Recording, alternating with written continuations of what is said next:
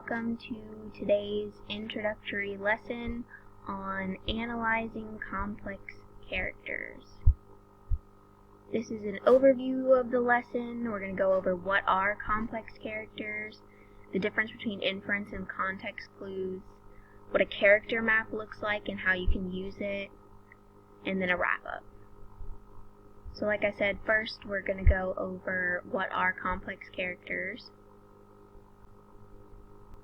Traits can be physical attributes. Complex characters are more realistic. Their motivations and their responses to conflict in stories are definitely more realistic. They contribute to the development of the theme and the story. And as the story develops, these traits could change and develop with the story as well. Complex characters do have flaws. This is what makes them more realistic. And these flaws influence the way that the character acts, thinks, and feels throughout the story.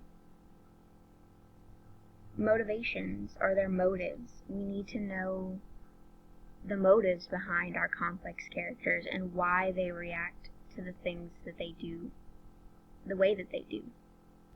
Recognizing and understanding these motives is what is going to help us predict how that character will react or act as the story's plot unfolds.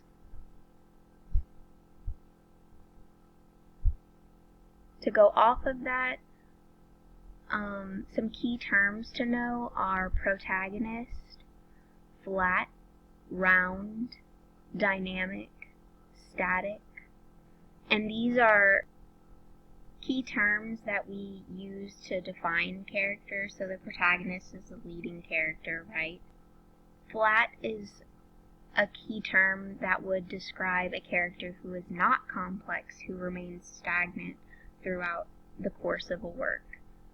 A round character often has us as readers invested in their goals, successes, failures, strengths, and weaknesses. Inference and context clues. Inference.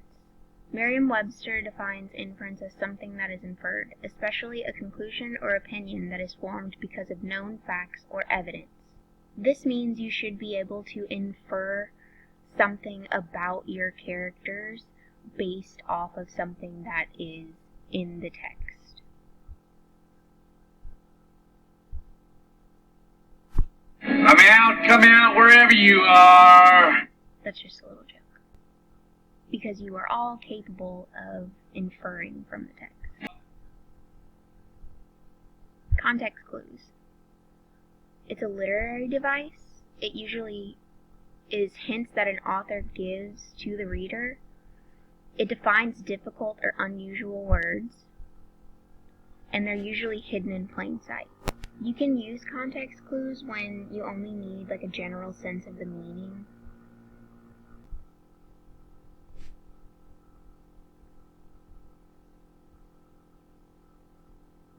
One of us is in deep trouble.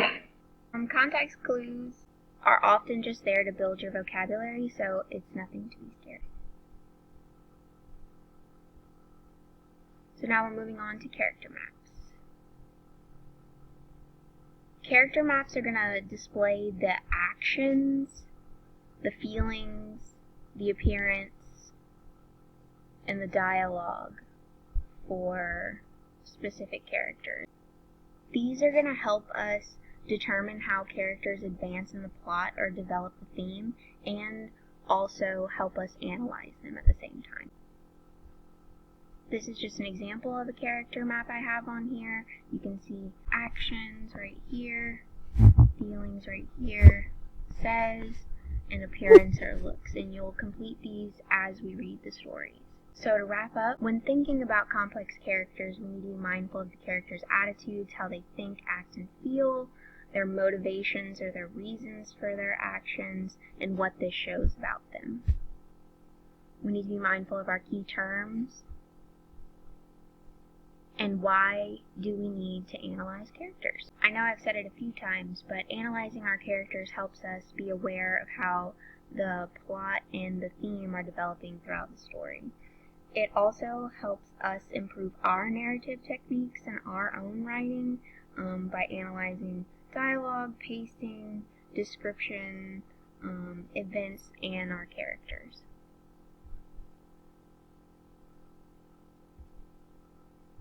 So in application, we're going to read the prologue and scenes 1 through 3 of Romeo and Juliet by William Shakespeare. You can click on this lovely picture I have of William Shakespeare right here, and it will bring us to the Shakespeare Schools Festival. It's the 30-minute version. It's got a list of roles and scenes in the prologue, so make sure you guys read that.